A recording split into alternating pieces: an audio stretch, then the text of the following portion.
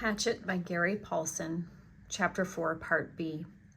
In the end, he sat with the windbreaker pulled up, brushed with his hands, and took it, almost crying in frustration and agony. There was nothing left to do, and when the sun was fully up and heating him directly, bringing steam off of his wet clothes and bathing him with warmth, the mosquitoes and flies disappeared. Almost that suddenly. 1 minute, he was sitting in the middle of a swarm. The next, they were gone and the sun was on him. Vampires, he thought. Apparently, they didn't like the deep of night, perhaps because it was too cool, and they couldn't take the direct sunlight. But in that gray time in the morning, when it began to get warm and before the sun was full up and hot, he couldn't believe them. Never in all the reading in the movies he had watched on television about the outdoors, never once had they mentioned the mosquitoes or flies. All they ever showed on the naturalist shows was beautiful scenery or animals jumping around and having a good time. Nobody ever mentioned mosquitoes and flies. Ugh. He pulled himself up to stand against the tree and stretched, bringing new aches and pains. His back muscles must have been hurt as well. They almost seemed to tear when he stretched. And while the pain in his forehead seemed to be abating somewhat, just trying to stand made him weak enough to nearly collapse. The backs of his hands were puffy and his eyes were almost swollen shut from the mosquitoes, and he saw everything through a narrow squint. Not that there was much to see, he thought, scratching the bites. In front of him lay the lake, blue and deep. He had a sudden picture of the plane, sunk in the lake, down and down in the blue, with the pilot's body still strapped in the seat, his hair waving. He shook his head. Ugh, more pain. That wasn't something to think about. He looked at his surroundings again. The lake stretched out slightly below him. He was at the base of the L, looking up the long part with the short part out to his right. In the morning light and calm, the water was absolutely, perfectly still. He could see the reflections of the trees at the other end of the lake. Upside down in the water, they seemed almost like another forest, an upside-down forest to match the real one. As he watched, a large bird, he thought it looked like a crow, but it seemed larger, flew from the top, real forest, and the reflection bird matched it, both flying out over the water. Everything was green, so green it went into him.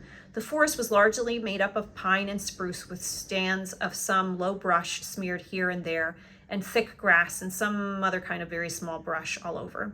He couldn't identify most of it, except the evergreens and some leafy trees he thought might be aspen. He'd seen pictures of aspen in the mountains on television. The country around the lake was moderately hilly, but the hills were small, almost hummocks, and there were very few rocks except to his left. There lay a rocky ridge that stuck out overlooking the lake, about 20 feet high. If the plane had come down a little bit to the left, it would have hit the rocks and never made the lake. He would have been smashed, destroyed. The word came. I would have been destroyed and torn and smashed, driven into the rocks and destroyed. Luck, he thought. I have luck. I had good luck there, but he knew that was wrong. If he had had good luck, his parents wouldn't have been having divorced because of the secret, and he wouldn't have been flying with a pilot who had a heart attack and wouldn't be here, where he had to have good luck to keep from being destroyed. If you keep walking back from good luck, he thought, you'll come to bad luck. He shook his head again, wincing. Another thing not to think about. The rocky ridge was rounded and seemed to be some kind of sandstone with bits of darker stone layered and stuck into it. Directly across the lake from it, at the inside corner of the L, was a mound of sticks and mud rising up and out of the water a good 8 or 10 feet. At first, Brian couldn't place it, but knew that he somehow knew what it was, had seen it in films. Then a small brown head popped to the surface of the water near the mound and began swimming off down the short leg of the L, leaving a V of ripples behind, and he remembered where he'd seen it. It was a beaver house called a beaver lodge, and a special he'd seen on the public channel. A fish jumped, not a large fish, but it made a big splash near the beaver, and as if by a signal there were suddenly little splops all over the side of the lake along the shore as fish began jumping, hundreds of them, jumping and slapping the water. Brian watched them for a time, still in the half daze, still not thinking well.